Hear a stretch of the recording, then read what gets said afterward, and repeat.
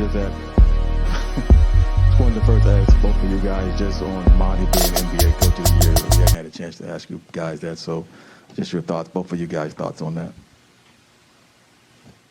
I mean, you know where we stand. We were preaching about it since last year.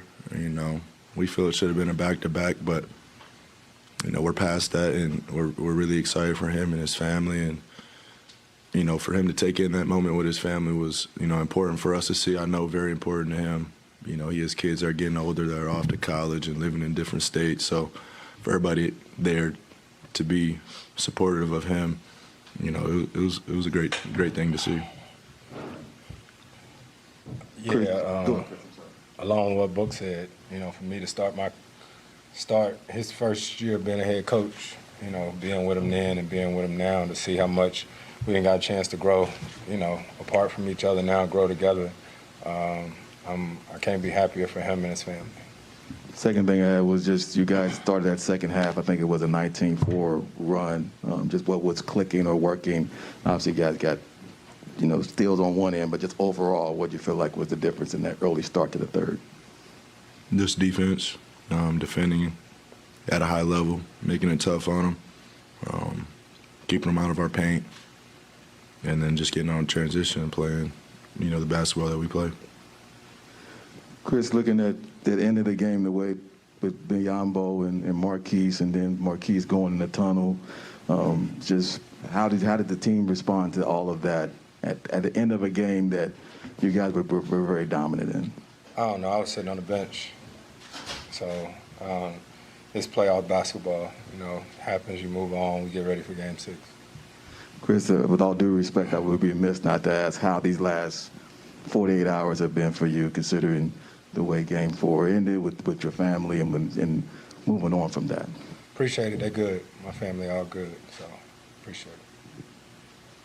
Chris, I wanted to ask you about the shirt you're wearing and just the thoughts you have about the status of Brittany Griner right now.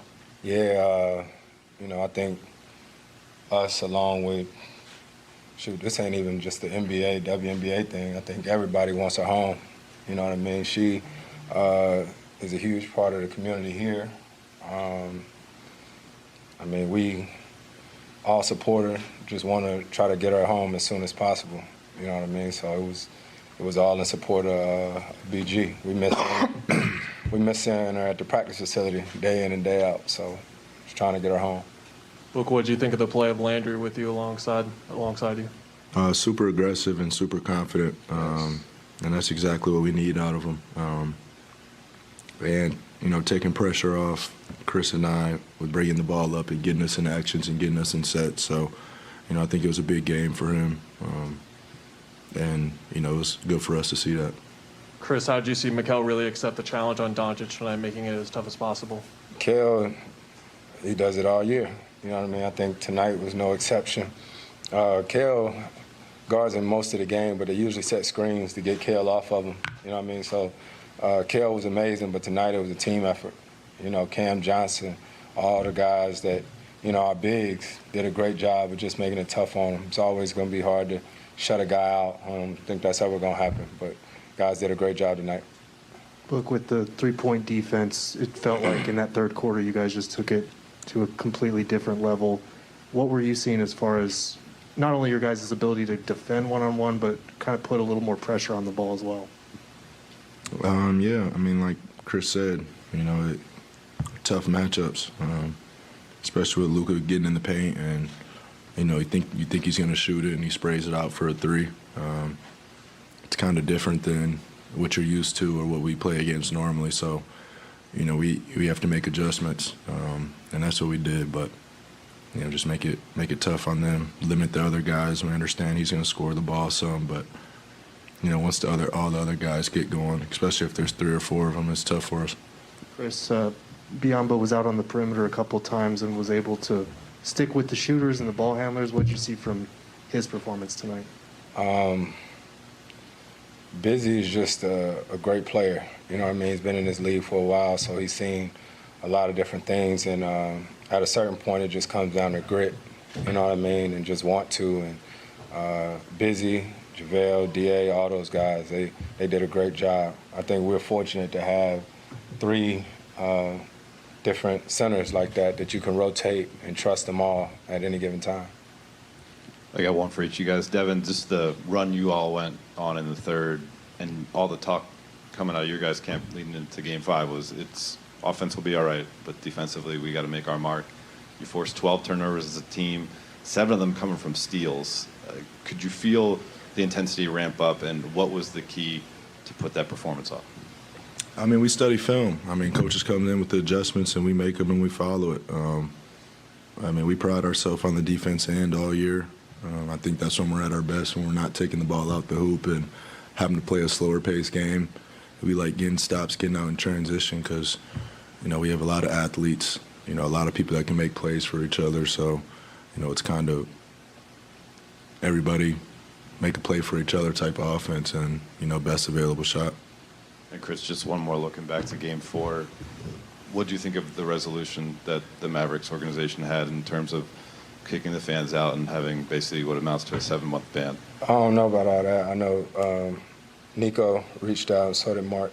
So like I said, my family's all good and well. So, yeah, I appreciate it. For both of you guys, that third quarter, I think, also had 18 points off turnovers. When you're able to get out in transition like that, what does it do for kind of the energy?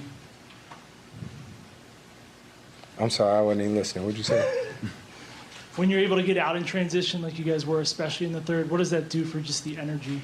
I think it does a lot for us because in order to get out in transition, that means that we got stops on the defensive end. And at Game 3 and 4, I think it really bothered us a lot because we sort of hung our hat all season long on the defensive end, and it's just deflating when you aren't making teams miss, you sort of hoping they miss. And so we just wanted to try to be better on the defensive end tonight and let everything else take care of itself. Look, how did it feel to get that reporting scoop yesterday? Oh, it felt good, man. I told Coach walking out, I was like, I'm breaking it. And he's like, go ahead, young buck. Sources. Yep, sources. So y'all better watch out. Shit, better ask Woj. You can't do what you do. You can do what we do, though.